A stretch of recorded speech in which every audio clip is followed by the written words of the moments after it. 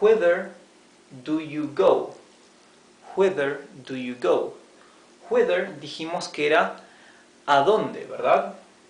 O hacia dónde.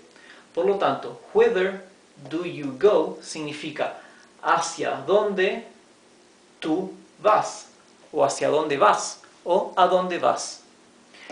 El verbo to do aquí no se traduce porque es solamente verbo auxiliar, pero nos indica nuevamente el tiempo verbal. Por lo tanto, el verbo to do acá está en infinitivo, en tiempo presente, y sabemos entonces que esta oración está en tiempo presente. Who are you with? Who are you with? Who es quién, ¿verdad? Por lo tanto, ¿quién tú estás con? ¿Quién tú estás con? Fíjense bien la estructura de esta oración. Esto es una oración interrogativa, por lo tanto, el sujeto y el verbo están invertidos, cambiados de lugar. Si esto fuera una oración afirmativa, primero iría el sujeto you, que quiere decir tú, y luego vendría el sujeto, perdón, el verbo, que es el verbo to be, are, ¿sí? Pero como es una pregunta, primero va el verbo, después va el sujeto. Y por supuesto, antes que todos ellos viene la palabra de pregunta, que en este caso es la palabra quién, la palabra who, ¿sí? Luego viene cualquier otra palabra que queramos agregar, en este caso la palabra con, que es with. Por lo tanto, who are you with significa con quién estás. Y recuerden bien y entiendan, traten de analizar bien la estructura de esta oración, que si lo traducimos al español parece muy entreverado, pero es la estructura típica de cómo se elabora una pregunta en inglés. Aquí dijimos que no precisamos utilizar el verbo auxiliar to do, porque el verbo de la oración es el verbo to be. El verbo to be se traduce como ser o estar.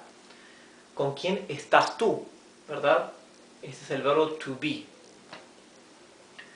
When significa cuándo. When did you arrive?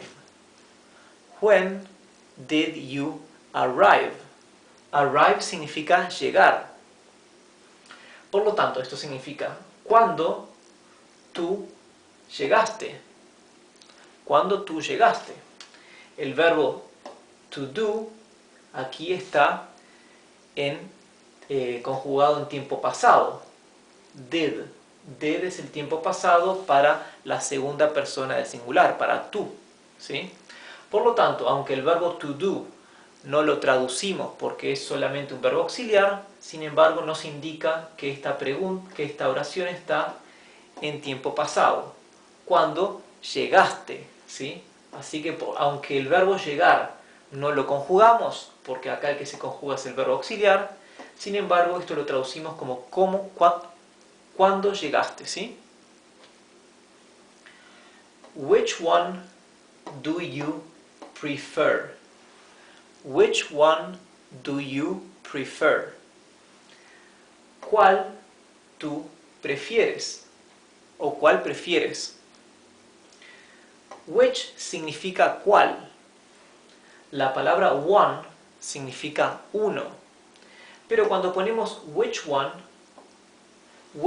estas dos palabras juntas significan cuál, haciendo referencia a cuál entre varios, ¿verdad? Tenemos muchos y la pregunta es cuál entre varios o entre todos, ¿sí?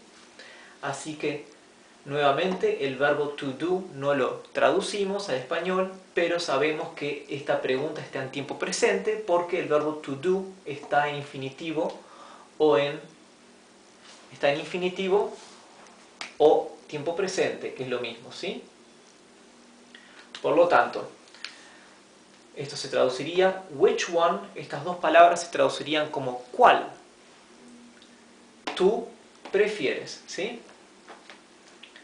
La palabra how, dijimos en la clase pasada que significa cómo. Así que how did you do it significa cómo tú lo hiciste, ¿sí? La palabra it es el pronombre impersonal, el lo o el eso, ¿sí? Que en español no lo utilizamos, porque en español podemos omitir los pronombres solamente porque el verbo conjugado ya lleva implícita la persona, ¿verdad? Por ejemplo, cuando decimos llueve, ¿verdad? Omitimos el sujeto, omitimos el pronombre. ¿Quién es que llueve o qué es lo que llueve? El pronombre implícito que nunca usamos es el eso, ¿verdad? En inglés, sin embargo, como la gramática inglesa y la conjugación de los verbos es tan simple, mirando un verbo conjugado no podemos jamás determinar quién es el sujeto, ¿verdad? Por lo tanto, no podemos omitir el pronombre o el sujeto. En este caso, el sujeto eso es el it, ¿sí? ¿Cómo tú lo hiciste? Nuevamente, el verbo to do es mudo, o sea, no se traduce al español, pero nos indica que esto está en tiempo pasado, ¿verdad? Bien, y esto es where. Where significa dónde. Pero en la clase pasada les comenté que de todas estas palabras de preguntas, ¿verdad? Las dos menos utilizadas son estas. Son whither, que significa hacia dónde, y whence, que significa de dónde. ¿Por qué son menos utilizados estos? Porque estos dos se pueden reemplazar utilizando la palabra where, que significa simplemente dónde, ¿verdad? Entonces, ¿cómo elaboraríamos estas dos preguntas utilizando la palabra where? De esta forma. Por ejemplo, whence do you come?